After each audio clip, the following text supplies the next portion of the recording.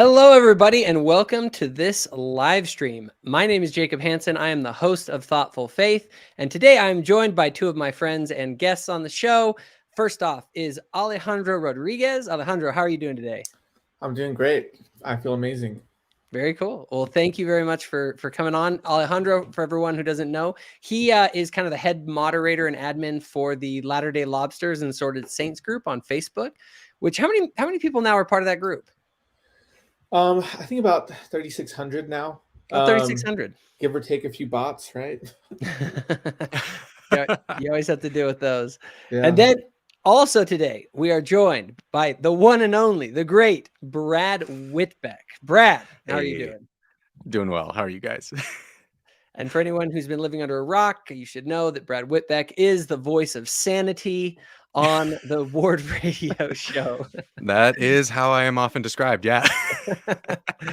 And so the reason that we're gathered, all three of us here today, is that there's been some drama between the Latter-day Lobster group and my group on Facebook, the Thoughtful Faith group called Thoughtful Saints.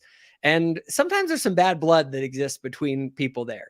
And we actually had a mutual friend of ours approach us. His name is Ian. He approached both Alejandro and myself.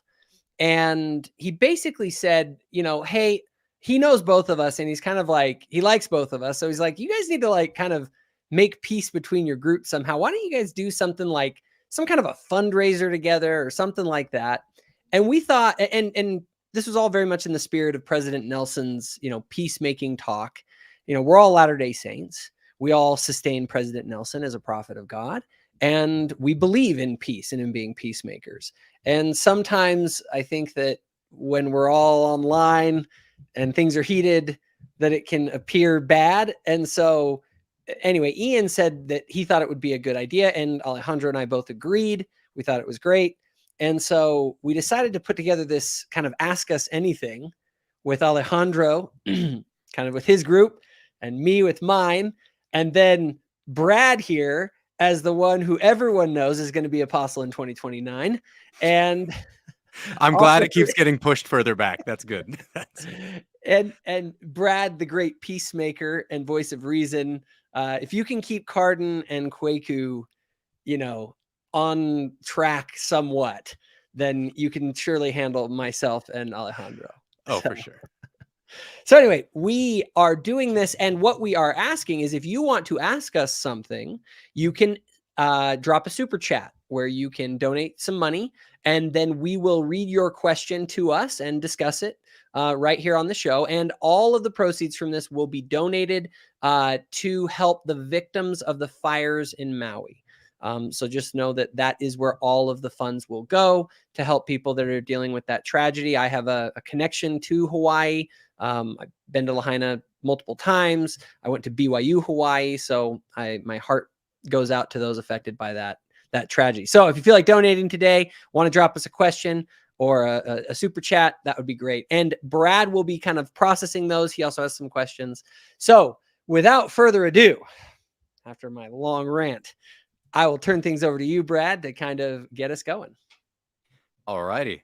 So we've already got a couple super chats in here ready to go. So I think we should just get right into it. We'll start off with this one here from Roots Coaching DBT channel. Is that debate channel? He says, I'm glad we are doing this, and I hope no matter what happens, we can all move forward in Christ. And I think that's awesome. That's just a fantastic attitude to have, because like Jacob said at the beginning of this, we are all fellow like members of the Church of Jesus Christ of Latter-day Saints. We might have some differences of opinion here in a very niche subject, and we're going to talk about those right now. But I think if we keep our focus on Christ, we'll be good. So I really appreciate that comment to start us. And then I think I want to start off with this question from Chris Hanna with Porch Time, because this is a really good three-pronged question to get us going. And I'm fascinated to hear what you guys think. Just to get us started, when do you think Peterson, Jordan Peterson himself, is most based or cringe? Okay. Alejandro, you go with that first. How about that? Okay. Yeah, sure. Okay, so in my opinion, Jordan Peterson is the most based, I think, in two like environments.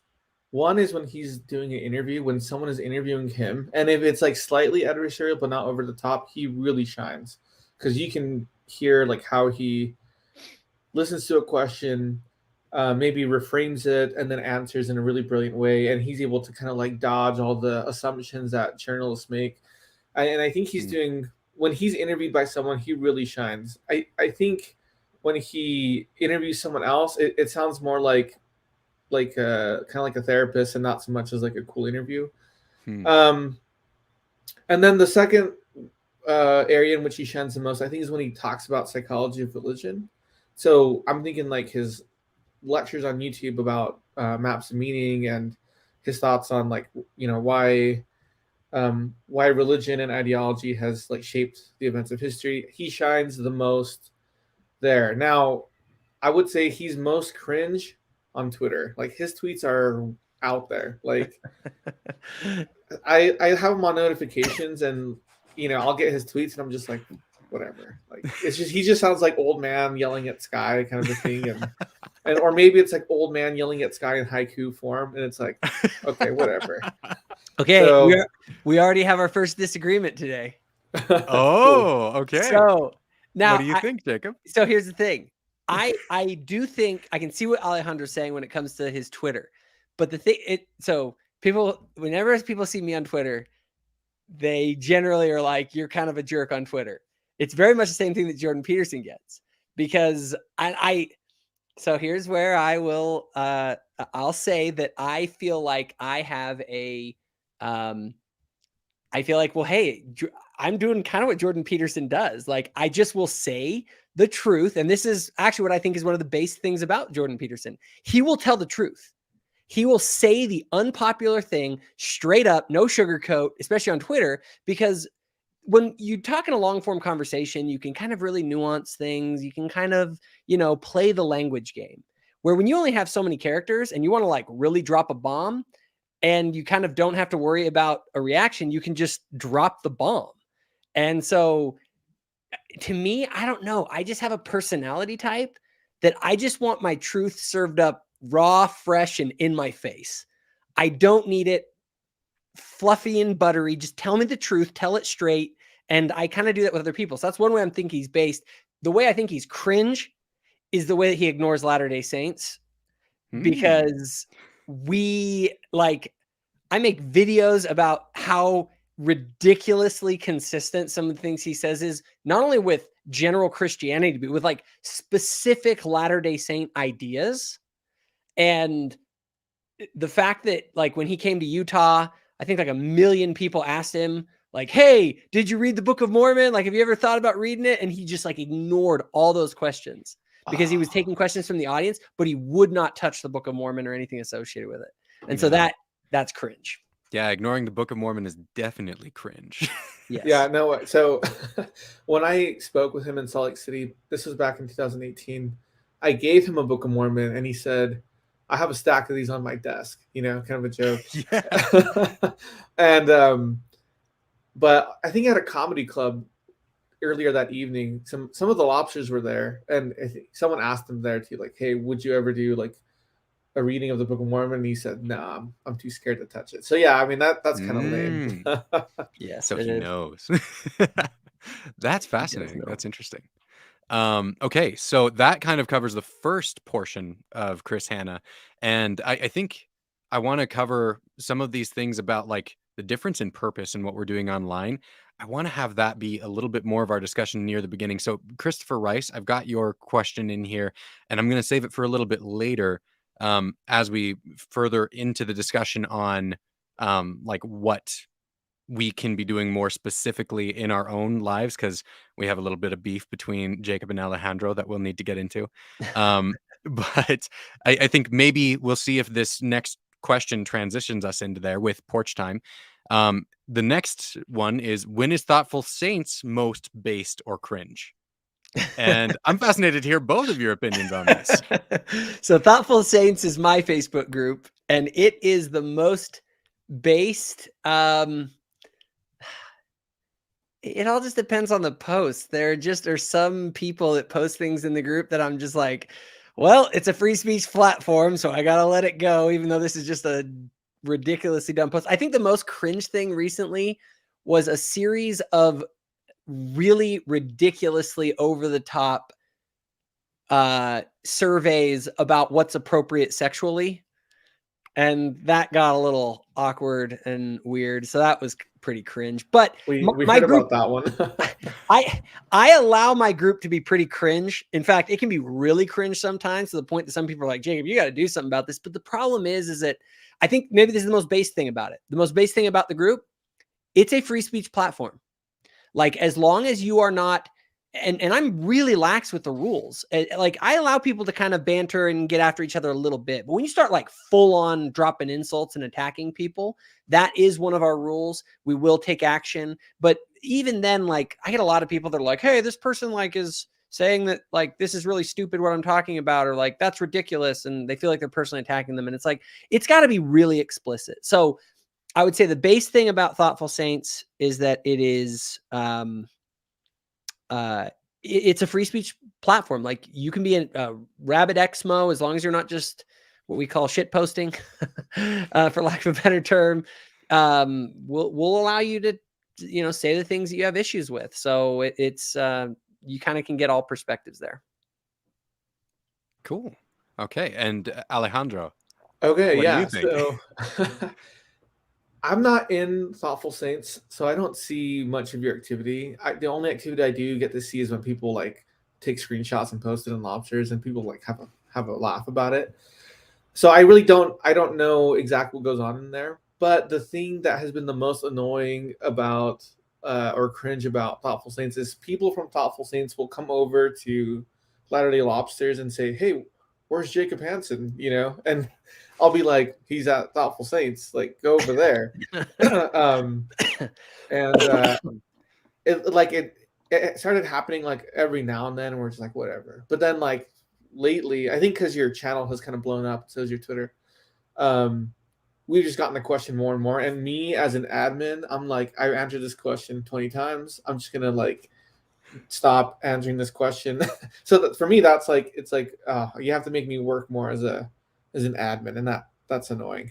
The most base thing about Thoughtful Saints, I think it's a cool place to have, kind of like, if you're very faithful, I think it's a good space, because you moderate it in such a way that I think it's obvious to people that it's a place where faithful Latter-day Saints can talk about certain things, even if it's slightly cringe, but you kind of understand that people there are coming from a faithful perspective. And I think that can be really good for people, I think. And because it kind of gets the guesswork, it takes the guesswork out of it.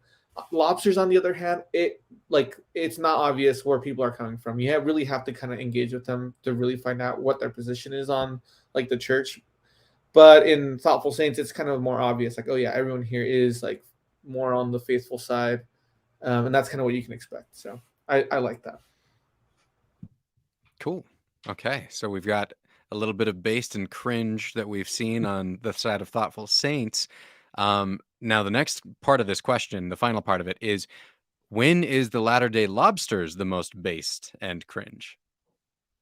I'll just be real quick on it. It's the most based when they talk about Jordan Peterson, stick to his ideas. And it's the most cringe when the anarchism begins to shine. The group actually has a history of, a lot of the people that originally founded the group were part of a group called Faithful LDS Anarchists. And they're kind of anarcho-capitalists who are members of the church. And anyway, they have some very strong opinions that sometimes shine through, and sometimes that can get a little bit cringe. Although I do think there's a good discussion to be had about the nature of anarchism and capitalism, and the role of the state and voluntarism. Like, I actually consider myself a voluntarist, but sometimes it can get a little wild. So that's what I would say if I were going to kind of just sum it up real quick. Mm-hmm. So that's the most cringe part about it. The most based? Oh, when they stick to Jordan Peterson's ideas. Like, I joined the group specifically because I'm a huge Jordan Peterson fan. Mm-hmm. And so I joined the group wanting to, hey, there's a group that's talking about Jordan Peterson and their Latter-day Saints. Yeah. I've seen all these parallels. They're talking about the parallels. And so there's a lot of good stuff that was happening. Yeah. And we do see an awful lot of questions in that group saying, why aren't we talking more about Jordan Peterson? Let's pass it on to Alejandro. What do you think? When is Latter-day Lobsters at its most based, and when is it at its most cringe? So the evolution of the group, I mean, we're 3,600 people now. Yeah. Back when it was about like 800 people, that was sort of the sweet spot. And that was kind of early on. And people were posting more relevant content that was relevant to Jordan Peterson. And so that was the funnest time in like the lobster like history, let's say, where people were posting like slides about how they felt the gospel connected with Jordan's ideas. And then that's kind of when Lobster Conference, we do like a yearly social, was starting to pick up. And that was super fun. And people had really bright ideas about how to make discussions about the gospel more interesting, more relevant, more meaningful. I also really like, I think we have a really good sense of humor in Lobsters. So we're not afraid of shit posting and posting memes. And it does get a little convoluted because it's like serious thought, bunch of memes, serious thought, bunch of memes. But I think the sense of humor in the group is like really fun. It's one of the I think it's one of the funnest spaces in Facebook. If anyone joins the group, pretty much anyone is welcomed. But you'll see an introduction video that one of our guys made. His name is Jared Benargote. Super funny video, just introducing the group and like what kind of happens there. And it's like a 30-second meme. It's hilarious. So I think that's when Lobsters are the most based. Just people are super funny, and then people can be super insightful. When are we the most cringe? Oh man, that's a tough one. So there's a lot of cringe, just because we both have to deal with that in our groups. Cringe is groups get bigger. That's what you get when you have like kind of a free speech attitude, is like you kind of get like these really cringy things. I mean, right now it's so every 6 months or so, there's like a little scandal that erupts. It depends on what it is. Like one of the first ones was actually the anarchy thing, where a bunch of people, mostly conservatives, joined the group, and they weren't aware that a lot of people were anarchists, and so everyone was started like, like shaming each other and like, what's the word, like roasting each other in the comments, and it was just like just drama. So I think the cringiest part is like every 6 months there's like some drama that happens. It's like it could be anarchy. Someone said that Jordan Peterson. No, someone said if the anarchist showed up, it would sound like Jordan Peterson, and then the group blew up, and then now it's this whole Facebook drama thing, and then there was like an anti-Mormon so anti-Mormons, like there are a lot of former Mormons in our group, and most of them are very respectful, very chill. There's a few people who are like antagonistic or hostile, but there's this one guy, his name was the Nauvoo Expositor. That guy was so cringe, and I tolerated him for a little bit, but he was so cringe. It was the cringiest thing I'd ever seen, because it was like bad like not bad as in like it's bad, but like poor quality anti-Mormonism, and I was like, oh, just go home, man. No one likes you. But I think that was the cringiest thing that we've experienced. That's one of the challenges to running a group. Alejandro, you know this, and I know this as well, is like setting up the expectations for what the group is, right? Like you have to kind of define like, hey, this is what this group is about.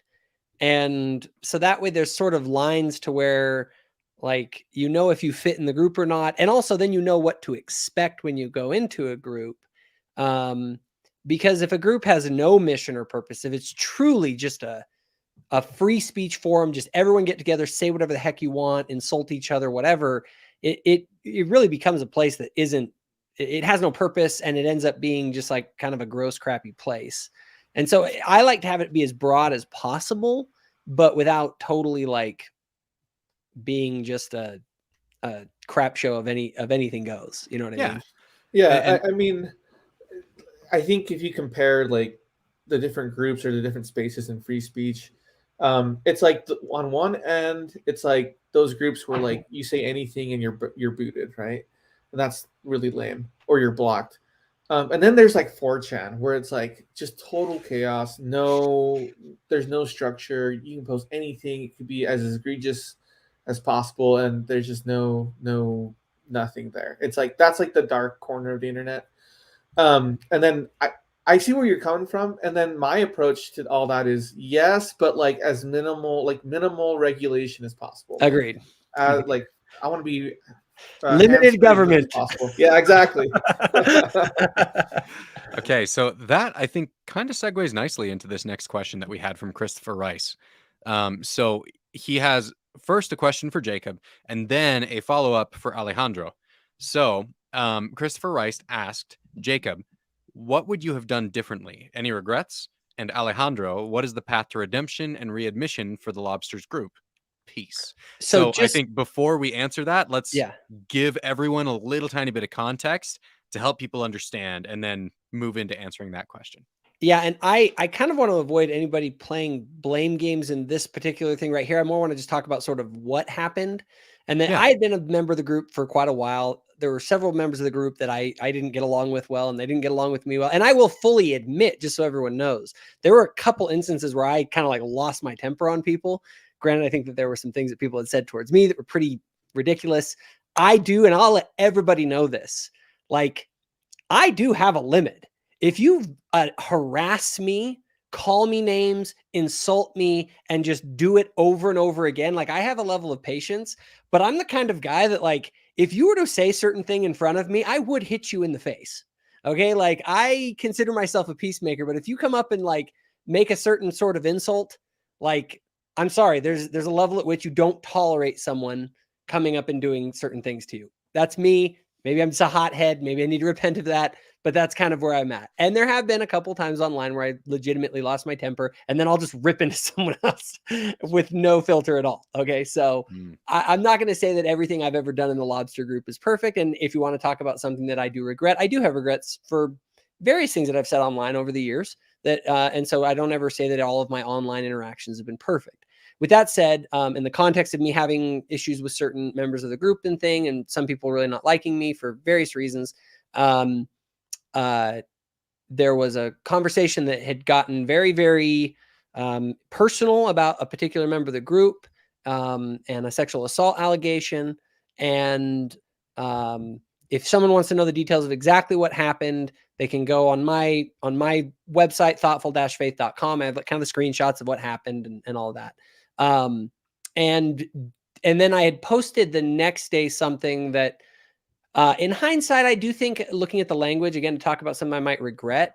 I'd made a post where, because this had been dropped, that group member had left. And it was in regards to a sexual assault sort of discussion where a member of the group had basically said, hey, I'd been sexually assaulted and yada, yada. There'd been a really cringe conversation that happened after that. And then the day after, and that person who had mentioned that had left the group. I then the next day had posted something along the lines, because some people were saying it was my fault that this person had left the group.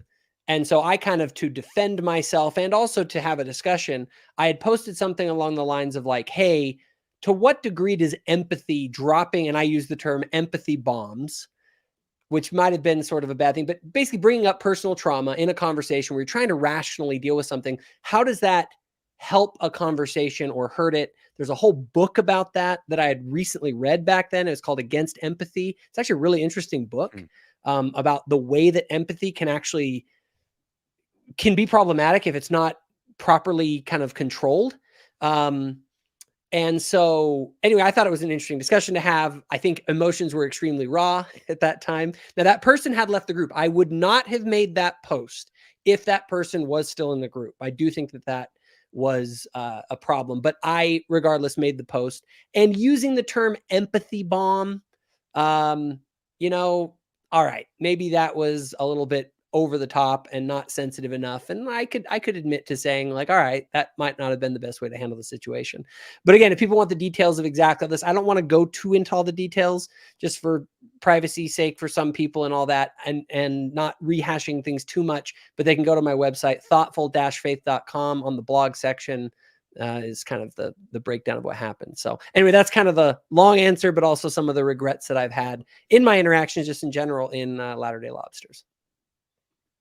Awesome. And then Alejandro, I think the next question is for you with what is the path to redemption or readmission for the Lobsters group? Yeah, that's a good question. So, or is the gate closed forever? Well, and just real quick, can I just make a quick comment Sure. on this? If Alejandro, I'm not sitting here like, Alejandro, please let me back into the group. It is totally your group, Alejandro, and you guys, and I am just fine with you guys want to have me in. You don't want to have me in. That's totally up to you guys. I'm not here like begging for that. But I do think that this question does bring something up as far as like, you know, I'm curious as well, like what is sort of that path to redemption and putting this behind us? Yeah, that's a good question. And so, like, generally speaking, you know, if you're booted from the Lobsters, it's usually because you like posted something like an image that was like not safe for work or something, right? And then at that point, like, I just don't care. I'm like, there's no redemption for you there. You're just out. You just violated our trust. But if it's something, yeah, but if it's something like, you have made it so that the group doesn't like you, and you made it so that you're like sinking the ship, or if you're so with Mark Zuckerberg and how he runs Facebook and all that stuff, we get violations. We average like every other week we get like a group violation. Oh yeah. And so sometimes that happens because people just shit post and it gets caught on the algorithm. But if people are like intentionally trying to sink the ship down, you're out and there's no redemption for you. But if there's a situation in which you're out because you maybe have crossed a few lines and I felt that you need to be out, there have been instances in which I've like spoken to those people. I've said, hey, this is how you can make it better. I need you to not interact with these people. I need you to block these people so you can have so everyone can have a good experience. And I haven't had anyone I haven't required anyone to issue any kind of apology, but I have said, hey, talk to me, DM me, we'll work something out. And then if we can work something out, it usually involves like, okay, like there's this subsection of the group that is making a lot of noise, just block them. You guys don't like each other, it's fine, just block each other. And then everyone can coexist. So just talk to me, DM me. Usually we can work something out, unless I feel like it's just like you're a bot, you're just posting like stuff that's not appropriate, or if you're like putting the group at risk of being like just banned by the algorithm. So those are like the few criteria by which I ban people and I can make amends with people. Mm-hmm. Cool. So the path to redemption and readmission is more personal communication, understanding, getting on the same page, it sounds like. Is that an accurate way to rephrase I'd say so. Yeah, I mean, I try. I mean, first of all, not that many people get banned. Like, one of the reasons why this whole drama was such a big deal in the first place is because we don't ban very many people in the first place. Yeah. And so to hear someone getting banned was like, it was a shock to everyone. And to clarify, I was not the admin at the time that this happened. That was Morgan Aldis, and he made a decision to ban Jacob at the time. And I, anyways, so from then me on and Morgan had butted head a few times prior to that banning. Yeah, okay. and then, you know, once I took the reins, I was like, I think I support like the majority of these decisions, and I ran the group more or less the same with a few tweaks, but anyway, yeah. So just talk to us. You know, if you're sincere about like contributing to the group, like we can maybe work something out. So awesome. Okay, so I think that wraps up the answers to that question, which is a really fascinating thing because I feel like there's a little bit of a difference between the two of you on what exactly the purpose of our online discussions are supposed to be, and maybe even what our expectations need to be in how we deal with one another there. So we have another super chat that I want to get to, but I want to go first and maybe discuss a little bit more about our purpose, because it might actually feed into the next question.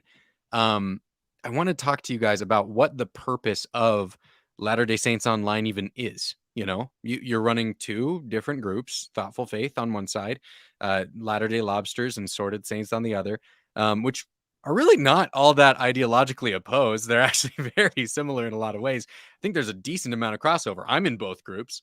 But I am curious to know,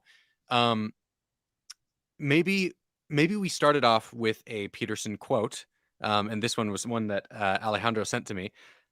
He said, hey, Jordan Peterson asserts that in order to think, you must risk being offensive, and that people tend to think by expressing themselves through speech and by writing. Is social media the place to test our ideas? And so I just want to open that question up to both of you. Do you think social media, and maybe more specifically, these Facebook groups, are the place to test our ideas? I have to say, genuinely, for all the crap with social media, the reason I continue to engage with it is because I've actually gained an immense amount from it, both in what I've learned and also with what I've kind of had other people message me, especially since starting my channel. I get messages really frequently from people.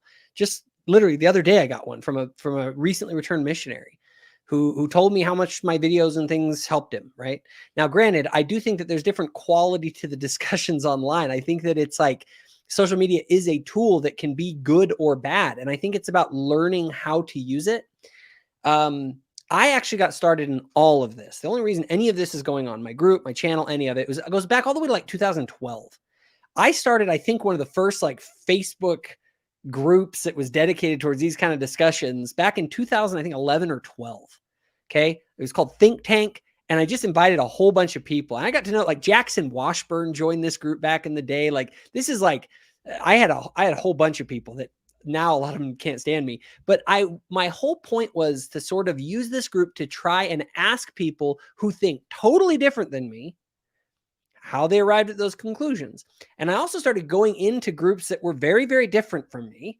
And people get mad because I get kicked out of those groups sometimes. But I go into those groups literally to kind of play the Socratic game. Be like, okay, here's your position. How the heck did you arrive to that conclusion? And it wasn't just like, oh, you said something, that didn't make any sense, but I'm just going to kind of be nice like you would in a conversation. Be like, oh, okay, that's nice. No, I'd continue to press. And I continue to press. And I'd really annoy people because I would kind of force them to try and make sense of their ridiculous assertions that they're making online. And I began to realize I could test the ideas of other people, see how strong they were, and I could also test my own. And so I tell people when they're in my group, I just made a post about this the other day. I said, they say you shouldn't see how sausage is made. Like, I say the videos that I usually am putting out, people kind of enjoy because they're kind of the finished product. But if you want to go and look at the dirty process that I go through to kind of sort through the good ideas and bad ideas and get feedback and all that kind of stuff, like, that's what I'm doing in my group. And that's what I use it for. It's sort of this place to sort of, here's a hypothesis, here's a crazy idea, here's an assertion I'm going to make. Let's see how it stands up. And then people try and attack it, and I come back and say, yeah, here's why you're wrong, and no. And I'm sort of, all right, let's see how strong these ideas are. And some people take all that very personally. I've learned to just kind of be like, I don't care. Like, it's almost like, as bad as it sounds, it's almost like a game to me, a game of ideas, right? I'm throwing them out there. I'm seeing how well they hold up in the meat grinder. And I'm grinding up other people's ideas that they're putting out there. And I'm seeing what remains, and what remains, if there's something good, I'll go make videos about it or write a blog about it or whatever. And that's kind of my whole thing. And that's at least that's the way that I have come to utilize social media. So anyway, yeah, that's kind of my take. Okay. Alejandro, what do you think? Yeah. So the question, what is like the purpose of LDS social media? It's a really broad question because LDS spaces exist on different social media platforms, and those are doing very different things. So, for example, I feel like on Twitter, it's first of all, the space itself is kind of like, it's more edgy, it's more extreme. There are less boundaries, and so people butt heads a lot more often. And I think even it was Fair Mormon that reported like 1% of Twitter conversations are about LDS topics, and they're also predominantly negative, which is like, oh, that hurts, right? And so when you see what occurred there, people started making hashtags to kind of find a place, like a hub where LDS people could connect, and that was somewhat successful and somewhat unsuccessful, if you all know what I'm talking about. With with like the DesNet hashtag, right? Like, I'm not going to go into that right now, but on Twitter, it was like LDS people want to stick together, and they want a place where they can all like talk about different things. And I feel like people there find safety in numbers where people can like back each other up, especially with all the negativity on Twitter. I don't see Twitter so much as a place where people do like missionary work. To me, it's more like bashing. But the church has gone to great lengths to use social media such as like YouTube and Facebook for missionary purposes. And so a lot of missionary outreach is done on Facebook. And there's a lot of pro LDS channels on YouTube. And I think that's cool. And then at BYU, there were a few professors in the communication department, and they were piloting social media programs in Utah County, trying to like harness the power of social media to do things like ministering and missionary work. And so it's hard to get everyone on the same page about social media and what it's used for. I personally would like to see it more for missionary work and ministering. And with the Latter-day Lobsters, kind of the approach we took with it is, there's two kind of approaches that we take. One is like a big criticism that people have of LDS people. They kind of accuse us of suppressing information. So they might say, well, I never learned about that in seminary. This was never covered in Sunday school, etc. So in Latter-day Lobsters, I'm like, hey, talk about it here. Whatever you want, like any LDS topic it's all on the table. Feel free to talk about it because we're not here to suppress things. And then the second approach is the purpose of free speech is to have more free speech. Like that's its purpose, like to maximize speech. And so you can, in a free speech area or free speech space, you can say whatever you want. And I don't police it often. People are jerks to each other sometimes in our Latter-day Lobsters group. But at the point where, or once it gets to the point that the discussion starts to like contract and people stop engaging, like it becomes so toxic that people don't want to participate anymore and they want to stop playing the game. That's kind of where like, oh wait, we gotta recalibrate things. And so ideally people voluntarily would like self-censor when appropriate in order to further the conversation. And I really like, Jacob, that you brought up Socrates. I love Socrates. Like he's, founder of Western philosophy, right? But it's also ironic, like that they killed him. Like if you read the dialogues, like he's annoying. Like Socrates is annoying. And you like people get frustrated talking to him, and I get it, right? And that's what makes him so cool. You're on mute, Jacob. I used to tell people that like if you ask people too many questions, they will get pissed. Yeah. And there's now, granted, people will talk about like another one. I get a lot of people like, oh, you're sea lioning, right? There's sort of this idea What's of that? pestering. That's the thing. It's basically when you start to use the Socratic method. I always ask people, well, distinguish between the Socratic method and sea lioning. Sea lioning, they're like, hey, you're asking the person like a bunch of questions constantly. Oh yeah. And you can ask disingenuous or irrelevant questions. I do think that can happen in conversations. But like a lot of times people do not like to be put on the spot to be like, hey, you need to explain why you made that assertion. And you'll find that most people, they just make assertions. They don't actually know why they're making those assertions. They've never thought through a rational argument. They're just like, well, that's what I believe. It's like, Yeah. why? No, I mean, and I think Socratic questioning is super useful, and anyone who wants to improve their critical thinking skills should engage in that type of like reasoning, that Socratic questioning and reasoning. But then the only thing I would add to that is I also don't want to get killed at the end of the day, and I want to continue the conversation as much as I can, and so like I'm as an admin, I can't tell people like when to stop like being Socratic. I leave it up to them to kind of decide, okay, like I need to take a break. I need to be nice at this point. I need to smooth things over here.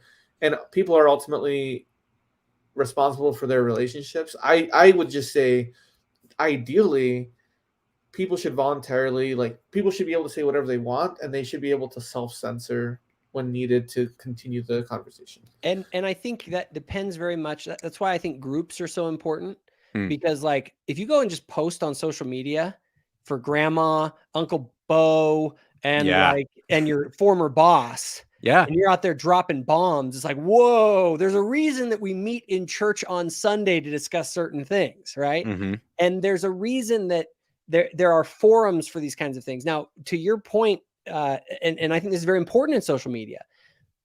People are always like, well, you know, what we do in Sunday school is we're there to like bear testimony and to like build one another up and serve each other. We're not there to discuss esoteric philosophy and like deep, crazy things, right? Like we have manuals. Or are we?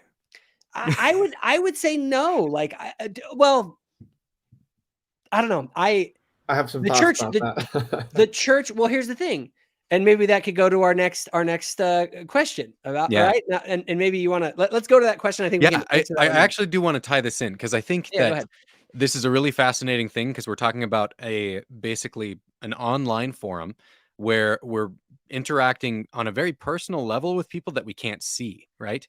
And you've both brought up interesting reasons for like considering the context of what group you're in or how you're interacting with that person and how you I think attempt to understand them more, I think is something that you're maybe suggesting, Alejandro. And I kind of want to tie this into the real world a little bit more with Benito Ito's question, which is how do we make elders quorum less boring? Well, that's see, this is one of the things that I think that's a whole can of worms.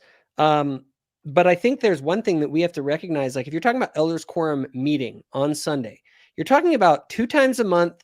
That's 2 hours a month that you're meeting. Okay, guys, like let's manage our expectations here a little bit for what we can do. People are like, we need to build this special brotherhood and all this kind of stuff. It's like, dude, if you're meeting with any group of people for 2 hours a month, you're not going to form these deep brotherhood things. It's going to happen outside of the actual elders quorum meeting. But within those meetings, they have the purpose of strengthening testimony. Okay. And having people feel the Spirit. At least that's my take on it. That's what I'm saying. That's what I believe the church is trying to have happen in those meetings. The church is not saying, hey, let's get together in elders quorum and have a debate over, was it a hard translation of the Book of Mormon or was it a functional translation? Is the Mesoamerican model or is the Heartland model more viable? Like, so the question but it's like, okay, cool, I can understand that. But then you have to ask, well, where do we have those conversations? Like where? And that's what a lot of these groups are very good for. That you get people together. You can talk about the controversial political issues of the day. You can do that. And what's crazy is this. You will spend way more time consuming, at least I do, and I think a lot of people do, consuming gospel-related content through the internet now than you ever do in church. And so the new forum for discussing the gospel and, like missionary work, like you can't find anyone, like you like go to elders quorum, like, back in the day, it was like, I had a conversation with someone this week for 10 minutes and we talked about the gospel. And it's like, yay, like that's amazing. You can go on the internet and literally talk all day with thousands of people of our faith, not of our faith, about the gospel. You can literally immerse yourself in the discussion in this new public forum. Like, I think that the realm of missionary work for members, like, I do think obviously the face-to-face, all that kind of stuff happens and still needs to happen. But like, think about how much people's opinions nowadays are influenced by the things that they're seeing online. And if we abandon that space and we're like, oh, that's toxic, that's bad, I'm not going anywhere near Twitter, I'm not going anywhere near, it's like, you guys, we're just like leaving the public square. It's like our mission. It's like Dan Jones, like, I'm not going and standing in the square in England. People might, that's contentious. It's like, no, you got to figure out how to navigate that space. But like, that's where the conversation is happening. And if we want to be part of it, we got to be in that space, but we got to figure out how to do it in a way that works. Alejandro, thoughts? Yeah. So how to make Elder Quorum more interesting? For me, this is a very kind of almost personal question, because I'll kind of tell you a little bit about kind of my history and how I kind of like got to where I'm at. Back in 2016, there was a few family tragedies in my family, and that it left me like really wounded and really confused and even doubting God. And I would go to, and I was in the YSA at the time, so I was like, about 23 years old. I would go to church and people would talk about Jesus and how he can heal you and all these things, and I wasn't feeling it. I was like, what are you guys even talking about? Like, are you guys hurting right now? Because I am, and this is not helping. And I felt that a lot of the things that people would say were either very cliched or they were just like meaningless. Like, it was incoherent.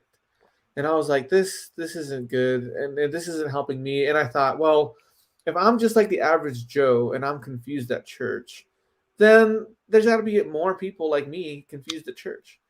And so what started to happen for me, and I think this is kind of where the whole Jordan Peterson thing comes in.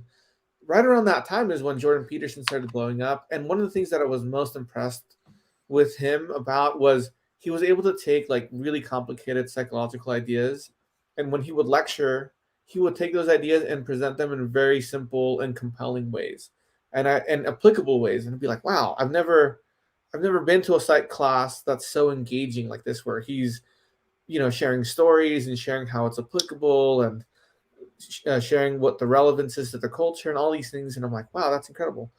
And so then I said, you know what? I bet I can do the same thing with gospel topics. And so I tried as much as I could to really like study my scriptures, read other books, and then see if I can talk about LDS topics in a very like meaningful, engaging way that people could connect with.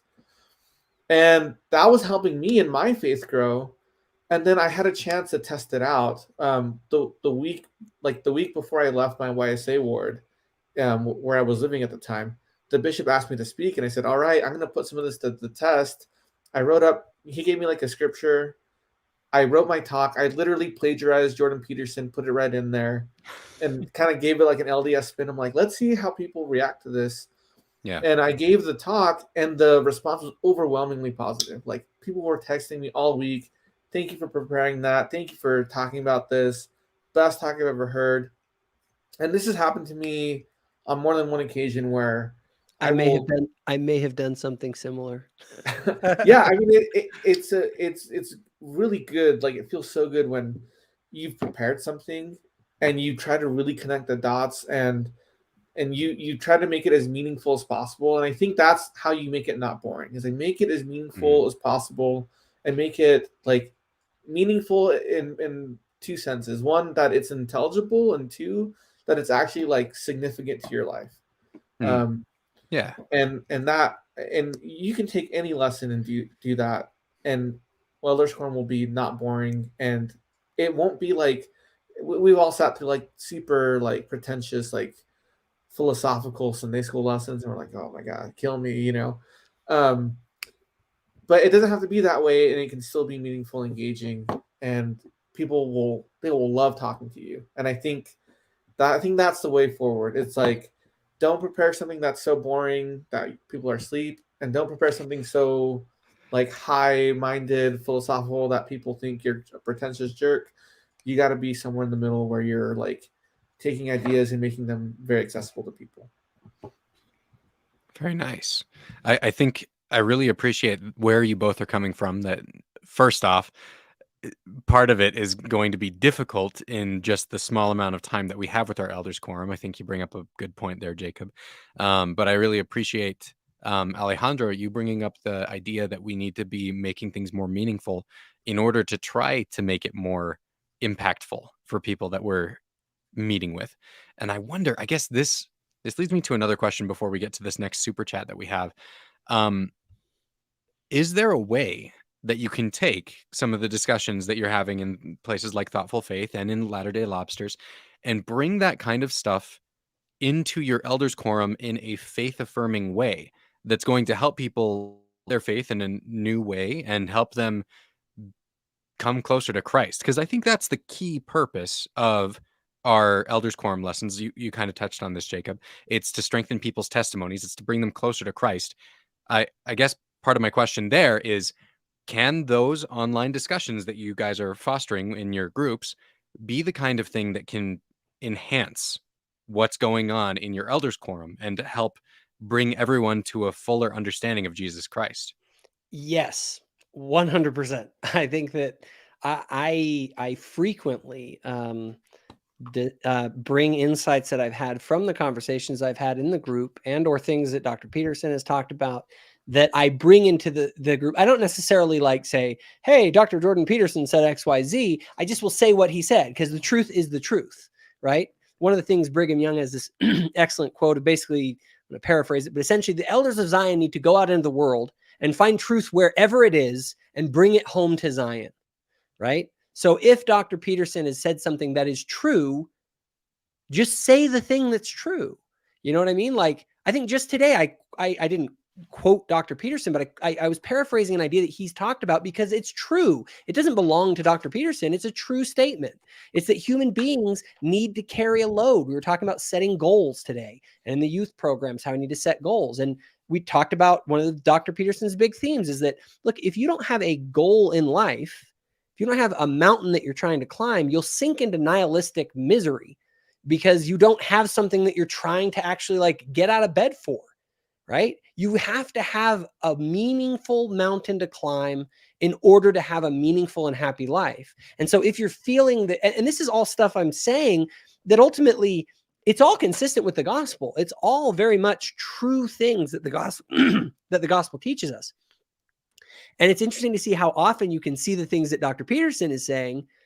They're basically his interpretation or understanding of scriptural principles that are already in the scriptures. Mm-hmm. And so you don't have to go even necessarily to Dr. Peterson. You can just like skip him and just go directly to where he kind of got it from and he sometimes explicitly within scriptural sources. So I think that engaging with people like Dr. Peterson's work or other thinkers that are out there, but you do have to use, and Moroni 7 talks about this, you have to use Christ as the standard, right? Because that has to be the standard by which it's true. I don't judge Christ by Dr. Peterson. I judge Dr. Peterson by Christ. And what I find is he's saying the same things that Christ taught and that the prophets have taught. And I think when you find those sorts of things and you realize it, if nothing else, and maybe Alejandro kind of spoke to this, it allows you a new way to speak about the gospel because Dr. Peterson has a way of, like, we have a language in the church and there's a linguistic factor that can turn people off because it becomes so cliche when you've heard it 1,000 times your entire life. And so when you hear someone like Dr. Peterson who's saying the same thing, but in this new language, I don't know what it is. It makes it fresh. It makes it pop again to you. And I've found that, again, engagement in our groups, engagement in discussions with people. Again, you can't find truth if you're unwilling to kind of go out into the world to find out what truths are out there that we as elders in Zion can bring home to the church to help bless other people's lives. So that's kind of my long rant on it. Yeah. Alejandro, what do you think? Cool. Yeah. No, I mean, social media is such a huge tool. Like, it's such a powerful tool. So think about this. If you look at the CES letter and how it kind of came about, Jeremy Reynolds crowdsourced it. Like, a lot of those ideas aren't his. He just crowdsourced it from, like, neckbeards on Reddit and everyone on ex-Mormon Reddit and etc.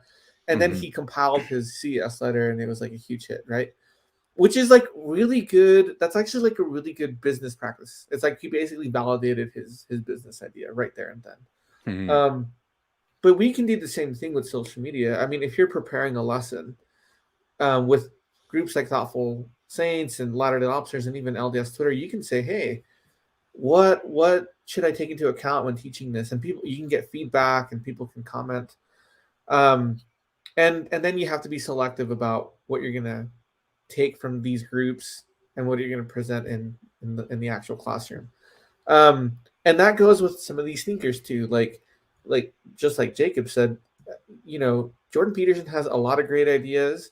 You can literally just take those and play with them in your lesson, and they can be really good. And Sunday school isn't an academic setting, so you don't have to cite your sources necessarily. I mean, you can, but you can pull from a lot of different ideas. And that includes other LDS scholars. Like, one of the things I love about Faith Matters is they do talk to a lot of LDS scholars. And I don't agree with everything that is said, but I do like the things that I agree with, right? It's like, hey, that's a gold nugget. I'm going to keep that.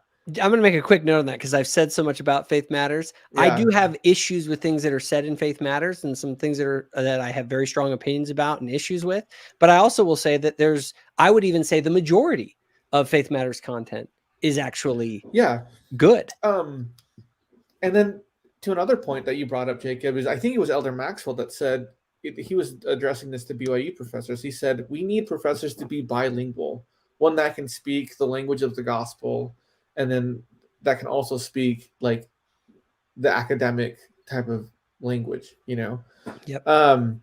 And I think like the one that does that the best is, I think, Terrell Gibbons. He really can, like, he has his foot in both, where he can really talk about the gospel in a very meaningful, like, spiritual way, and he can bring it back to, like, literature and romanticism and all that stuff. And he's really good at that. Adam Miller is like, he's like close behind, and he's more on the academic-y side of things. But I mean, I live in Provo, and if you go to a YSA ward in Provo, like, everyone there is college educated. There should be like really no reason why your lesson is boring. Like, everyone is smart enough to have a good discussion, and everyone's young enough to like be aware of like the buzz on social media. So you can use social media to really like expand your nets and use high quality resources and crowdsource things about your lesson that could be useful to people. So Alejandro, are you saying ahead. that boring and intellectual aren't synonyms? Right, yeah, exactly. I mean, well, I'm a nerd, so or that they don't have to be. They don't have to be. I think anyone, even if let's say you're just like not an intellectual guy, you're like salt of the earth kind of guy, blue collar dude that, like, works at a factory, like, even that kind of a person would appreciate a well thought out Sunday school lesson. Like, so make it relatable is kind of what you're saying. Exactly. I mean, I would say, honestly, it's not even about making it intellectual. I would say make it meaningful, because it doesn't have to be intellectual for it to be meaningful. But if you can make it meaningful, everyone's going to like it. I like that. That's good. And okay, I think that's a really positive thing to drag out of this, that in making Elders Quorum less boring, ultimately it's going to be about making it more meaningful to those people. I think that is going to require you knowing your Elders Quorum, and kind of like we've talked about here, you both pointed out, there is a deep meaning to knowing your audience online, right? Like, there are times where, Jacob, like you talked about earlier, there are some things that you said in Thoughtful Faith that are totally going to fly in thoughtful faith. But if you bring up the same thing in the same way on Latter-day Lobsters, it may not fly the same way, right? Or an elders quorum, or at Thanksgiving dinner, or like, you have to know the context of all of these conversations online. That's the reason, like, that there was a time in which on my just regular old Facebook page, I would like say all these things. Then I realized, like, holy crap, like, this is like, I don't necessarily want everyone seeing everything, because certain people want to have a particular type of relationship with me. And I've said this, I've made this distinction before, and people have different thoughts about it. There's a difference between public advocacy and private ministry. Yeah. Like, when I'm online, I'm engaging in what I call public advocacy. This is where we're in the battlefield of ideas. I generally like to engage in forums where that is what it's about. It's about the engagement around these different ideas or subjects. And we all lock horns over it. What you have to be careful of, though, is that it's so funny, because the people who know me personally, like, they know I'm like not this guy. Like, I'm the guy that like shows up at your house and like, for the move, and like, I'm not going into all these things or calling people sinners. And, I have very good relationships with the people around me, even who have very wildly different opinions, because it's like, again, a time and a place for all things. There's a place for sort of this sort of rigorous engagement. And I frankly, like, one of the things one day I'd like to talk with Leo Winiger more about it, is I have questions about using the internet for private ministry.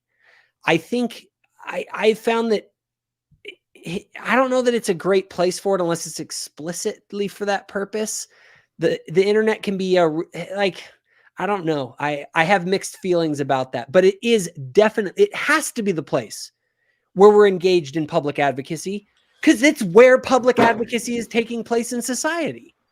Yeah, no, I mean, Elder Bednar explicitly has told members to use social media to further the kingdom, right? To build the kingdom. Mm-hmm. And that's kind of what some of these pilot programs are based on. Is Elder Bednar gave a worldwide training back in 2015.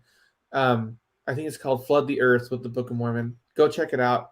And he tells the members, like, this is how you should use social media, and this is what your goal on social media is. And the church recognizes social media as a tool to bring people to Christ. And I think that's gonna, if you're gonna be on social media and a Latter-day Saint, you should really consider like how you can use it to do that. And I think there have been some big flops, along the way, but that shouldn't deter you from trying something more positive, And I would say that's, so I had to make that distinction between private ministry and public advocacy, because the tactics are so different. Like, in the world of trying to, and maybe I do it wrong. Okay. Maybe I'm bad at it. But my thing is that the tactics that you use when you're online trying to promote a cause are going to be different than what you're trying to do when you're meeting with an individual who's struggling with a sin or with whatever it is in their life. So the actions, someone would think like, man, Jacob Hansen would be the worst bishop or elders quorum president or whatever ever, because he's just a total, like, can you imagine him saying those kinds of things to someone who's like struggling with same-sex attraction or something? It's like, you guys, like, what I'm saying in this Facebook group is not what I would say with someone in a personal setting. And it's not because I'm duplicitous. It's because in this situation, I'm evaluating the truth of ideas. I'm trying to sort out what is true or not. Yeah. How to actually minister to someone, to actually touch their heart and help them to transform and to have a relationship with Christ and with you. That's a totally different thing. And it generally doesn't require arguments. It doesn't require a lot of words.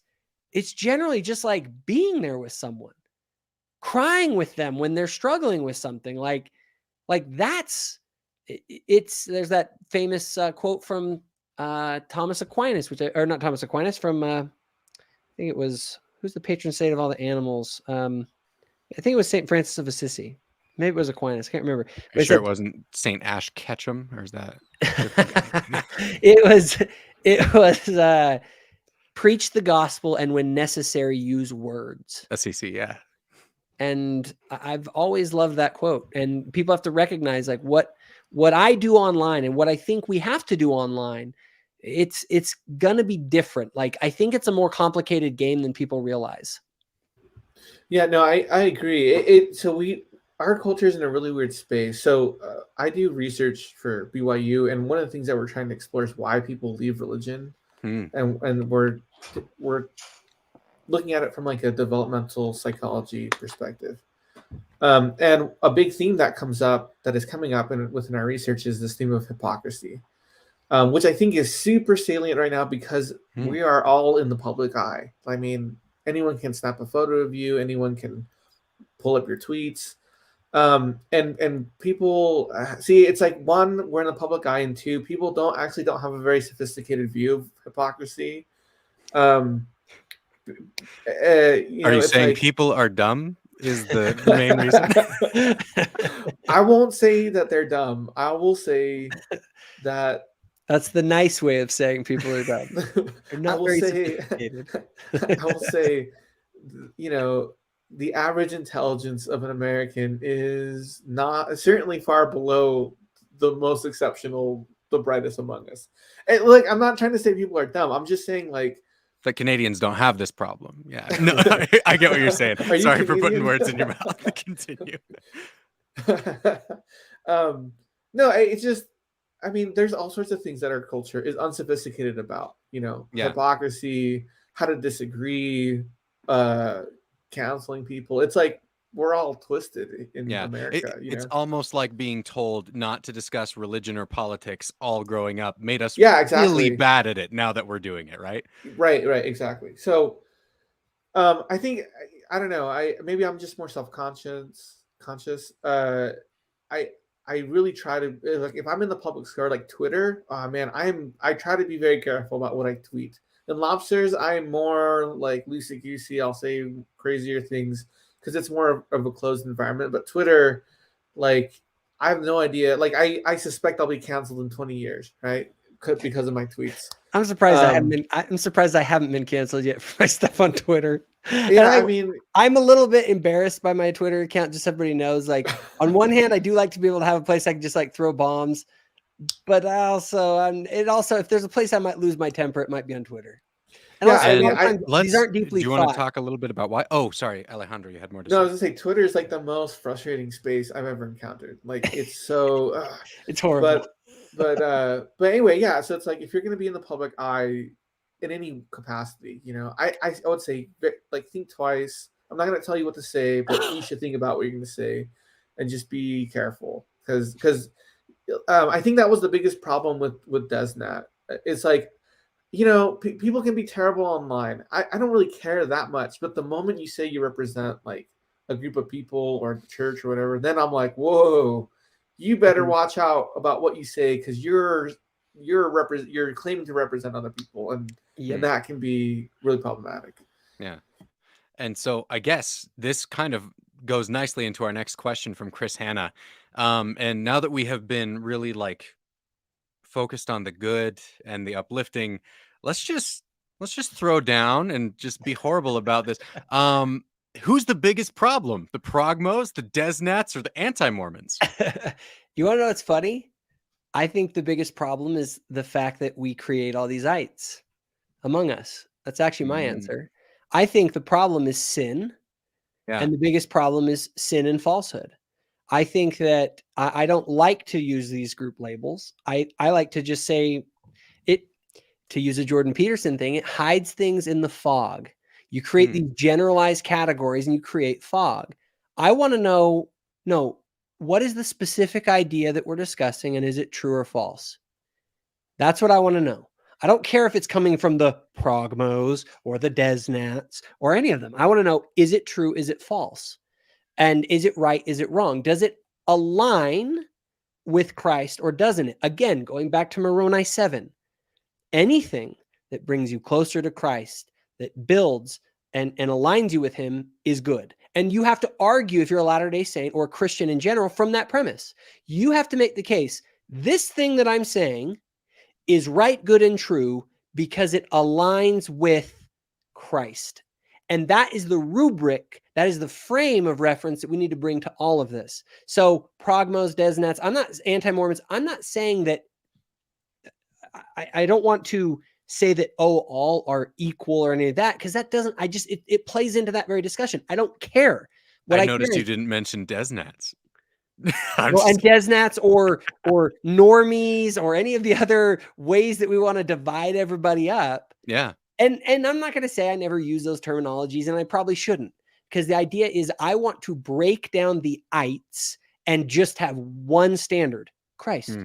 Does this align with him? And we should become obsessed with knowing his character and his mind, which I believe we come to know through the collective voice of his prophets and through the experiences that we have with him, kind of acting together as a collective witness to who Christ is, right? And so that should be the way that we discuss these things. And so I think that the biggest problem is the fact that we divide ourselves up into all manner of ites. I think that's the biggest challenge that the church faces. All right, Alejandro.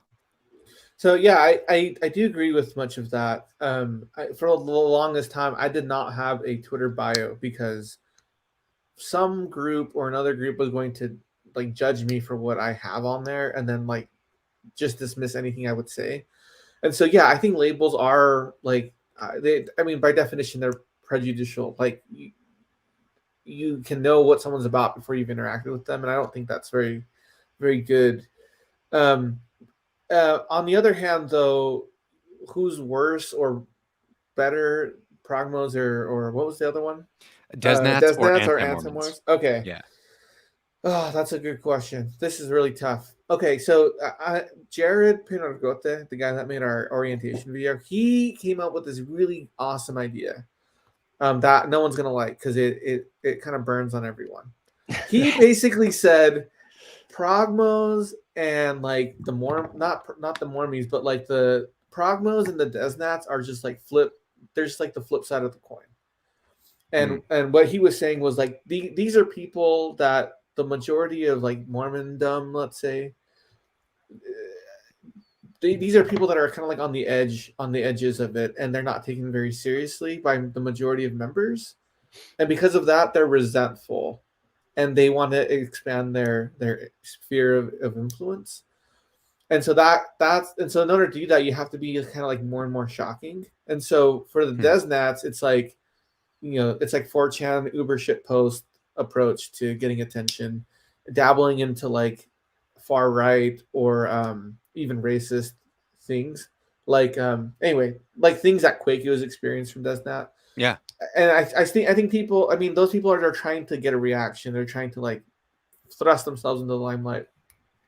The progmos, on the other hand, they know kind of like in the back of their mind that the Mormies, the rest of us, like we think their ideas are like kind of pretentious and we don't really take them seriously. And so they're the way that they get attention is they go a little too far by saying, okay, I'm now like, I think the brethren are like dumb. And then people listen and they're like, what? And then their ideas kind of get more traction and currency because there's like some controversy there. So it's hard to say which one is worse because it's bad in two different ways. Like, yeah, with the desnats, it's bad in a more public way, but for the progmos, it's more bad like inside the tent. So maybe a way to refine this question would be, how do you think each of these groups tends to go too far the most? So could I make a quick comment on it? The thing that worries me, because I do want to make a comparison. Did you have anything further to add first, Alejandro? Because I kind of cut you off midway through. I haven't really addressed anti-Mormons yet, but we can wait. Go ahead, Jake. We'll circle back. Cool. I was just going to say, because the progmo and the desnat kind of crowd, if we're going to use that sort of lens, which I don't like, I will say though that the ideologies, which are what I really don't, which really is what is the definition here of what's going on with these groups, progmo or progressive Mormon sort of ideology, which is a reflection, I think, of general progressive ideology socially in society. The difference is that the Desnat boys all live in a trailer park in Tooele, Utah. and the Progmo group tend to hold positions of high levels of influence and power within the church sometimes. That is something that the ideologies that I see, both of these have deep errors in, let's call it Desnet ideology or progressive Mormon ideology, but it's the level of power to which they attain. There's a big, it's one thing if you have a Nazi that lives in a trailer park in, in Missouri somewhere. And it's another thing if you have a Nazi who is the vice president of the United States. You know what I mean? And so the reason I think that the more dangerous of the two ideologies is the progressive side is because that is the side that actually begins to gain influence and to be accepted amongst the more serious members of the church. Yeah. I mean, I get where you're coming from. I don't agree necessarily. I think the harm because of social media and just like the magnifying glass that is social media. Yeah. Like there are a lot of articles and buzz out there about like these people who are like kind of like low on the power end, but like are egregious online. Like it does damage in a different area. But I agree though that and I would say though that it is the people that they will magnify the voices of the psychopaths to try and slander the church, including the anti-Mormon crowd will do this, right? And they'll do it on both sides. So the anti-Mormons will take the crazy thing that the progressives say and say, look, the church is going to give up the family proclamation. See, told ya, we were right the whole time. Team anti-Mormon, we were right. We know what's going on. Yeah. Or they're like, hey, look at this lunatic in his trailer park in Tooele. Look what he said. And then they go and make a whole big thing and stink and share it and say, look how crazy they are. And so it magnifies the insanity through the use of the social media. And Latter-day Saints who are actually faithful, in my mind, we need to come out and say, hey, trailer park nut, you're out of your mind. You don't represent us. And you, progressive radical feminist crazy person, you also are out of your mind.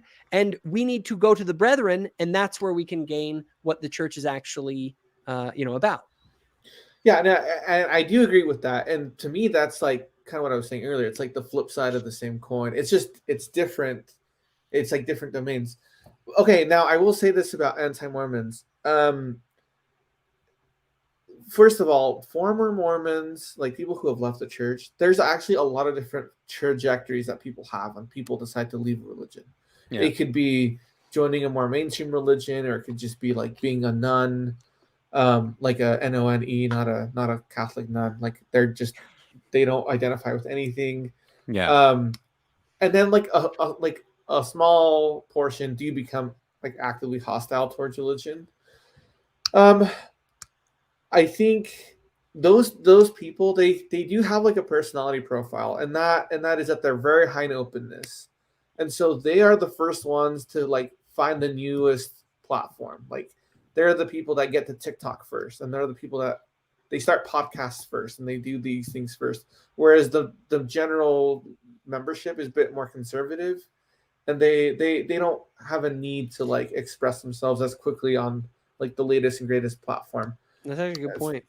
And so I'm trying to think. I don't know which one is worse. Anti-Mormonism is so weird because it's also multifaceted. Like you have like the evangelical anti-Mormons, and then you have the anti-Mormons who are former members, and they are having different conversations. And so it's hard to say. I would even say there are a decent number that are just ex-Mormon, right? Who are they left, but they're not antagonistic, right? Oh, sorry. This question is from Chris Hanna. Yeah, who's an ex-Mo. Oh yeah, and like I'm like best friends with. I love the guy. Yeah, we love Chris Hanna. Everybody loves Chris Hanna. If you don't like Chris Hanna, you got a problem. But he's not. He's a former Latter-day Saint. Although I'm going to change that. Yeah, exactly. Well, I make the distinction because I think it's really easy on Twitter to say. Sometimes I'm guilty of this too. So my mea culpa, right? But conflating former members with anti-Mormons is like a mistake. Yeah. But what we're addressing is the anti-Mormons who are former members. And I think of the two anti-Mormon types, the former members I think are more influential. I apologize to any evangelical anti-Mormons listening to this, but I don't think anyone cares about what you all say. um, like we left y'all behind when we decided to join the Restoration, and so, but the anti-Mormons who are former members, I think because they are more intimately familiar with our religion, I think they are able to make more like a greater impact on that front or whatever. That's interesting, and I like what you guys are saying, that ultimately it comes down to ideologies that are not aligned with Christ, and the key thing that we can do seems to be focus on Christ as part of the conversation, right, and not make it about a group's ideologies as much as we interface with people personally. Would that accurately represent what you guys are saying? I think that's fair. Yeah. All right. Then I kind of want to do, there's one thing that I want to do that makes this a little bit more rapid fire. I went through and listened to President Nelson's talk, Peacemakers Needed, as part of prep for this discussion. And so I wanted to ask you guys to give me your best shot of, in one sentence, how you think you can accomplish the following. These are things that President Nelson asked us to do. So, with what you guys have experienced online in Thoughtful Faith and in Latter-day Lobsters, how do you think, in one sentence, people, LDS members of the church online interacting on social media, can replace belligerence with beseeching? I would say through curiosity. They're becoming curious about other people and trying to understand them, because when you understand another person, when a person feels understood, they will want to understand you, or they're at least open to it. They're more likely to. Okay. So seek to understand people and help them notice that you're understanding them. Alejandro? I think if you just genuinely are interested, it's like that's the how to win friends and influence people. Yeah. That's what the theory of his book was when you're genuinely interested in others, that's when you can actually influence them. If you're not interested in them, they won't be interested in you. Alejandro? I think if you want to reduce belligerence, you need to practice not being reactive. People online are going to they're gonna shitpost. So you have to be ready to like not react and not like give tit for tat, because that's what happens when someone becomes belligerent. It's just like, all right, they came after me, I'm gonna go get after them. And then to increase beseeching, I do like what you said, Jacob, about being curious. I do like that. I'd say be curious, be willing to. Oh, I would say be willing to improve your opinion. And you have your testimony, and I'm sure it's strong. Seek to improve it, and that will allow you to have the openness to strengthen some of the parts of your testimony that that could be stronger, and to consider more perspectives, and to be like understanding. So I'd say seek to improve your opinion. I like it. Next up, how do we, as Latter-day Saints online, replace animosity with understanding? That one's tougher for me, because there's a level of like, we're supposed to have animosity towards sin. But again, I think it is through through a genuine desire to connect with another person. And again, I would use almost the same answer. I think Pastor Jeff, for all the crap some people give him, like that's what he's doing. He's showing curiosity in us. Yeah. And then all of a sudden we're actually like listening to him. Like we're actually having like a real conversation, because there's a genuine level of like, I'm going to try and steel man and understand you. And so I just think that is the solution to so many things when it comes to peacemaking, is a curiosity about others. But again, like President Nelson said, that peace at any price isn't a thing, right? Like Hamas, I'm sorry, guys, I understand what you're saying, and it's nuts. And I'm against it. So I will speak out against it rabidly. And I've done that with some people. I've come to understand them, and I just diametrically, we do not have the same vision of who Christ is. We're not on the same team. Wrong. Like, it's just, there's going to be a divergence there. So Okay, understanding may not always mean you're getting on the same page. Yes. Okay, Alejandro. So the question is, how do you reduce animosity and increase understanding? Yeah. Okay.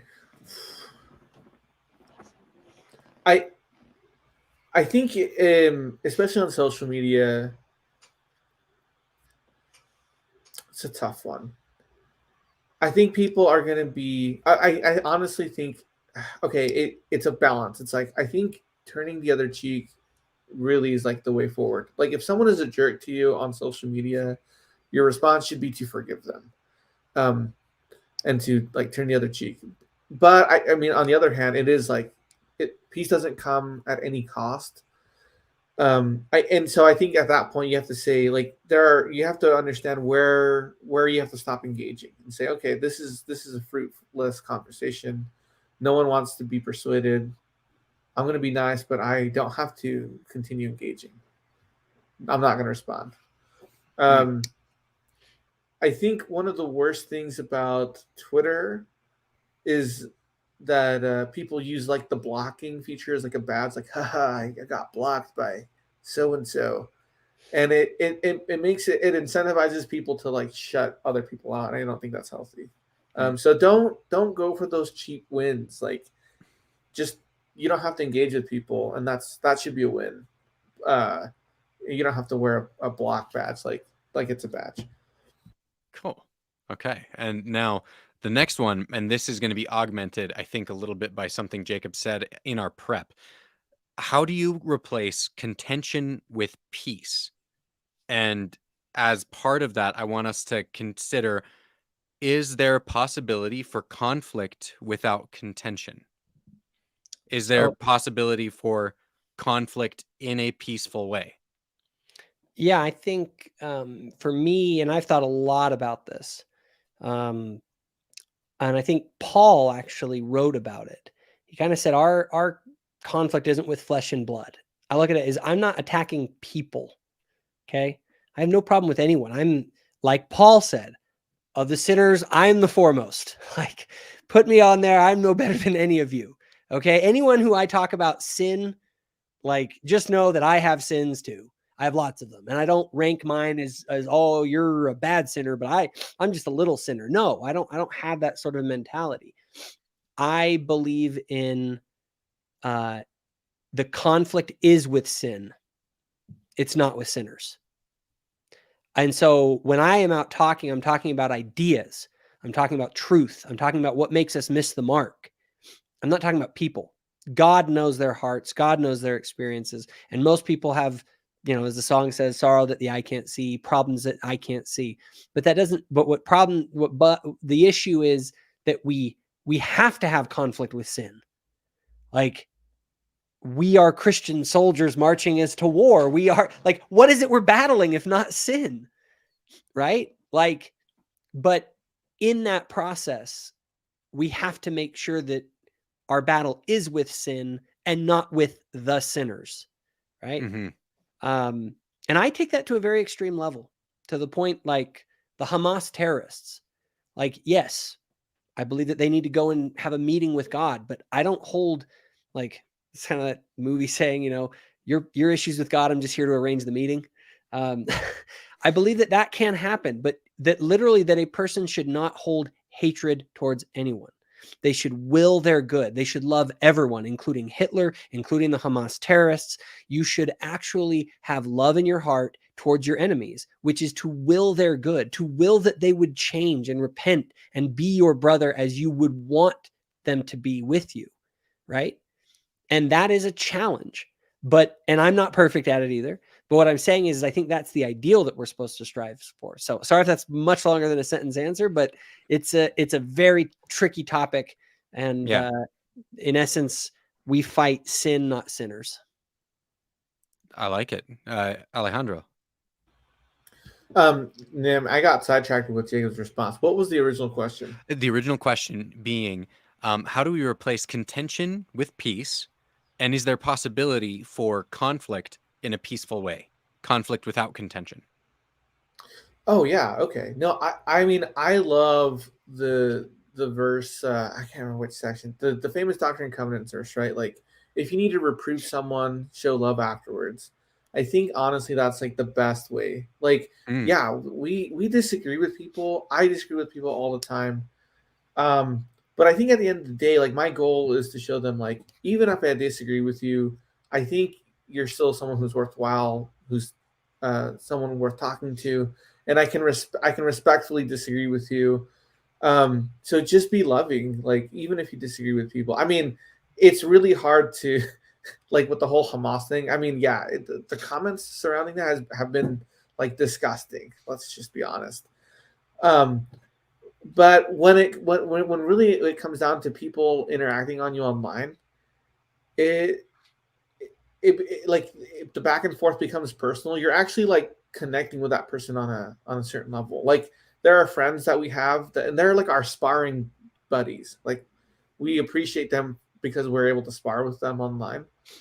And they're my friends, even though we disagree on just about everything.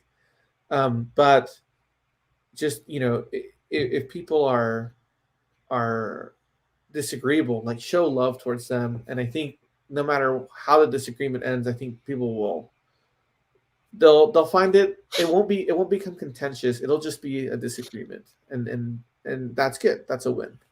Can I make one quick point on that? I know we're trying to roll through that, but it's important. The sparring partner thing we put out as the thing of us, boxing each other is sort of the thumbnail in this video. One thing that I look at, and I do martial arts, you like to have a good sparring partner. They make you better, but your sparring partner isn't your enemy. Even fighters that are in a championship fight, they'll get up and they'll hug each other afterwards with respect because they know that they make each other better. And I look at a lot of the people I interact with online who I disagree with immensely, but who do it well and who are good at like asking me the hard questions or pushing back on me. Like, I appreciate it.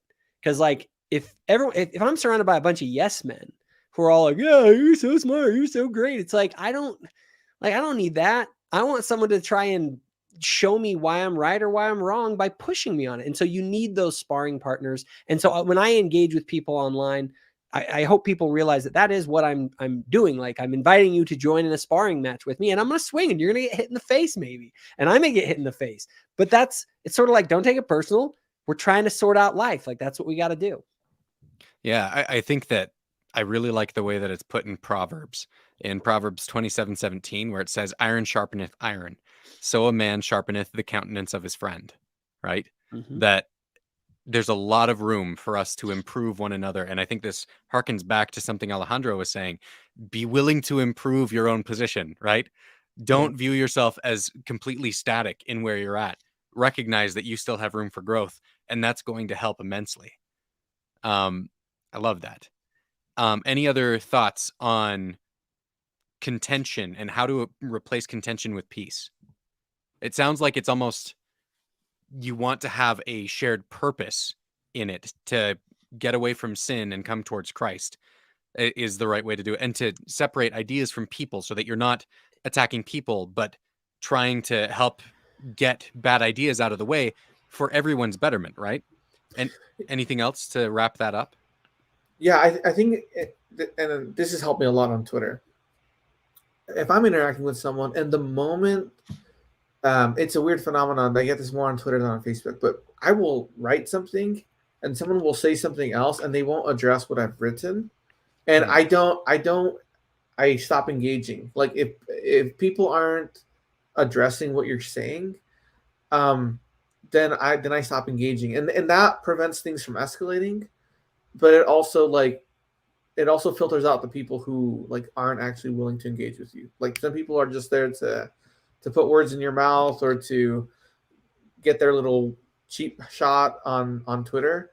The moment you don't address what I've said, then I stop engaging. And you look like, it makes you look good too, because like, you're not being mean, you just don't respond. It's like once they come back to the topic, then you can keep going. But if they don't if they go on a tangent that's not related or make some type of accusation that's not related, I just okay, like I'll respond once you responded to what I've said, and so you can avoid a lot of contention that way, and it really, and the buck stops with you too. So you're in total control of whether or not contention is going to happen. If they stop addressing what you've said, I would just stop engaging. That's a brilliant piece of advice. That would save me some grief. So I'm gonna start applying that myself. And in fact, it lines up really well with something that President Nelson said in his talk, which was that contention is a choice, right? Back to Jordan Peterson, right? It's our responsibility. We are the ones that need to take control of our own interactions with other people, and we have the power to improve those. So I really appreciate everything that's been said in this conversation so far. And one quick thing on that, when it comes to some of these social media things too, right now we're being obviously very serious about it. Some of it is kind of playful. Some of it, you're cracking jokes with people who kind of get it.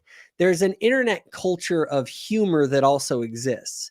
And Brad, you being on Ward Radio, you know this as well. Yes. And sometimes people can take that humor the wrong way. So it's something that, again, it can be a little bit nuanced, and humor can sometimes push boundaries a little bit, and sometimes maybe they cross boundaries. And so some of this has, like, you can't take it too seriously to some extent as well. And that kind of ties into another super chat that we got from Luke Hansen, which I think is a beautifully humorous way to do this. He says, how do we get Jordan Peterson to read the Book of Mormon? He responds to beauty. Maybe a beautiful, expensive, custom Book of Mormon. Tell him to read it, if only out of guilt for ignoring such a thoughtful gift. I'm all for it. I say I will donate to that. Seems like a good move. We need to get like the most like amazing Book of Mormon with like like the Angel Moroni statue, handing it to him or something, and then like a giant petition of tens of thousands, hundreds of thousands, millions of Latter-day Saints who say you should read this book and discuss it. And then see what he does. Just ball in your court, bro. Maybe he would do that. So an appeal to beauty, Luke Hansen. Fantastic. There you go. Absolutely. I'm sure Dr. Peterson does like private events. I don't know how much they cost. Like, it's probably super expensive because he's so high profile. Like at least $50, right? But if anyone is willing to like do the work to organize a private event with him, please text me. I will help you.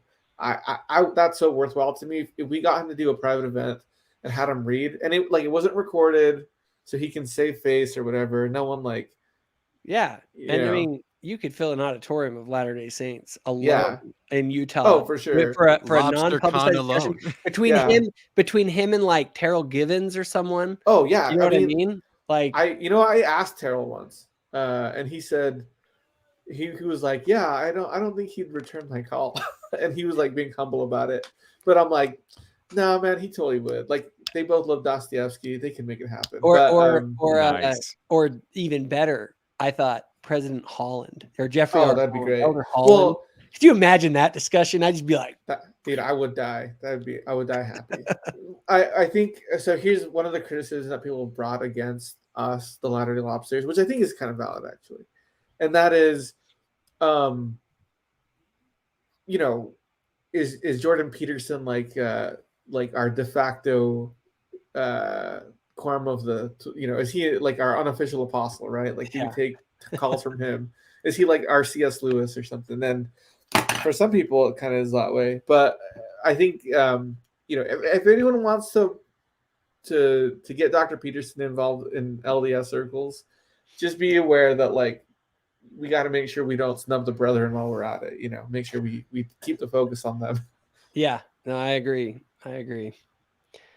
All right. So do you guys have any final things that you want to say about being peacemakers and our purpose as Latter-day Saints online?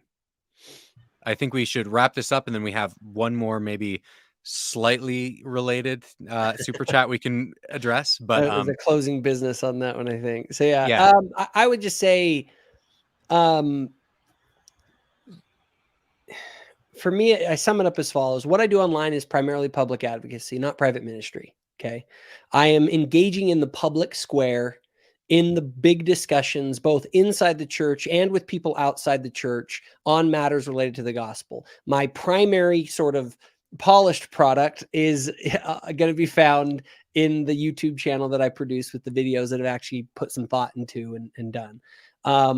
What you're going to see in online forums is me, a combination of things like banter and having fun making stupid jokes around things, to really ripping into ideas that I think are absolutely absurd and deserve to be seen with contempt and derision as silly and harmful.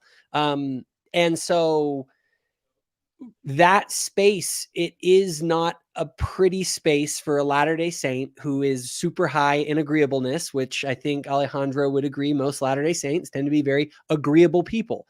And so there's a level of disagreeableness that I have in my online interactions, which I think is proper and necessary within certain contexts. My whole thing is Latter-day Saints, this is not a simple issue. It isn't like, hey, just go online and just be real nice. It's like that doesn't work if you're engaging in public advocacy. In private ministry, I think we do extremely well as Latter-day Saints. But within a certain context, you have to do this. Don't go out online on your public social media page and start squaring off on every issue, offending everyone and their mother, because the people on your typical profile page are like your neighbors and your friends. And it's like you're standing out in the street in front of your house, right? But within a certain context, within a group, within the forums that are meant for these kinds of discussions, there, if you want to get into it, like that's what these are for. That's what my group, Thoughtful Saints, is for. It's for Latter-day Saints to come in and engage with people who are or are former or are not, but who want to engage in sort of the stuff we don't talk about in elders quorum, but that we still want to have a space to talk about. And it's a free speech forum, so it's kind of ugly, but I think that there's a need for it. And I think the number one thing I think I would say, though, is just never lose sight of the standard. The standard is Christ. Evaluate everything you see online, evaluate everything I say. It should all be, how does this align with Christ? And that's what ultimately matters. Awesome. Thank you, Jacob. And just a last call for anyone who wants to get in another super chat to donate to the Maui Fires. We're going to be wrapping things up here really quickly. So as we have Alejandro making his closing remarks, if anyone wants to get those in, get them in quick because we're about to wrap up. Cool. Yeah. So one of the things that we didn't really address too deeply in this conversation is kind of like how politics and religion, like how those discourses influence each other. Yeah. I think one of the biggest problems in LDS spaces is that people look at like the culture war. I mean, I think that might be even too strong of a word, but they see the contention points in LDS Discord and then they impose like a political lens on it. And so they think like, oh, the same way you win a political like debate or a political, like the way that you swing voters to one side or another is the same way we're going to get people to come to Christ or not. And I don't think it's the same game. And I think people make a mistake doing that. So don't make any presumptions about where people's faith are at, and certainly don't make any presumptions about their politics and their faith. Although, you could argue there are some correlations, but try not to do it because you're going to be addressing a different problem.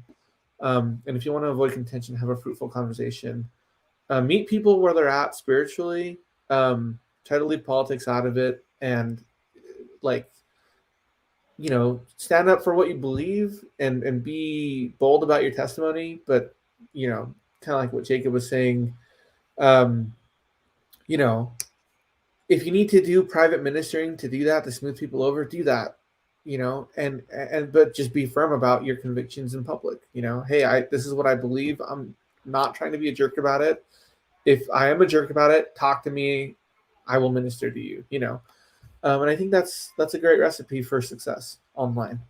Yeah. And can I make one quick comment on that? Because I think it's important. This conversation happened because of a private message that was started. And everybody knows when you get people into a private message, there's a lot of times they act very differently than they do in a public thread. And that's because there's an audience. You have to remember, anytime you have a disagreement between two people where there's an audience watching, that is inherently a debate. That's what a debate is. It is, you have a bunch of people watching you and they want to see if you can defend the ideas that you have. And the other person is challenging you in public, right? So I often want to tell people kind of some practical advice here is that recognize that if you're in public and you're disagreeing, you're engaging in debate. You are. But if you want to get out of that and you want to connect with someone, then switch to a private message and just discuss whatever it is with that person, because there is no audience. You don't win or lose per se, because there is no referee. It's just you and the other person having your conversation. And so again, if I'm in a comment thread, I'm engaging in what is generally public advocacy. Whereas if I'm in a private message, it changes the dynamic into something that usually is much more akin to a private ministry situation. Very good. That's good practical advice. Between that and just not responding when people aren't engaging with what you've actually said, I think that'll save people a ton of grief. So those are very actionable things you guys have said, even in just this conversation. I think this has been a very productive conversation to help people consider what their purpose is online and social media and how we can be better peacemakers. And I'm really glad that you guys were willing to come together and have this discussion, because it's been a huge topic. There's all sorts of people talking about it on the Latter-day Lobsters page and on the Thoughtful Faith page. So I'm glad that it's finally happened, that we have a discussion between you two guys. And it kind of shows us how much more similar we are than sometimes we let ourselves be. We make really tiny groups that we alienate each other from. And sometimes there may not be as much of a need for that. So I really appreciate this conversation, and I appreciate what both of you guys have had to say. And in wrapping this up, we've got another super chat that was saying from Jacob Mayberry. He said, "Did you get dialogue with Trent Horn?" So I am currently in the process of setting that up. So it does look like, at least in our most recent conversation, that Trent is trying to set something up with me for the spring, is what we're hoping to do. And we're probably going to set up a debate on the subject of the Book of Mormon. So it'll be a pretty exciting thing, because Trent's a big name. And I'm not going to lie, I'm a little nervous for this one, because Trent's a sharp dude. And I really like his channel. But he also is a fair dude. I think he generally does a good job. Awesome. And we actually just had another super chat come in here from the Seer Stoners. For those who pretend like they aren't affiliated with the church, how can we convince them that the Ensign Peaks money will be used to simulate their existence in the alternate realities forever until they come back? Why don't we leave that to the discussion in our individual groups? We can all hash that out and leave that to both the Latter-day Lobsters and the Thoughtful Saints to sort through that question. Brilliant. Thanks, guys. It's been a good discussion. Awesome. Well, thanks everybody. Yeah, thanks for having me. Yeah, thank you guys all for coming in, joining the stream. We've raised some money for a good cause that we're going to be contributing to the victims of the Maui Fires. And thank you guys all for being part of this. And we hope to see you guys later.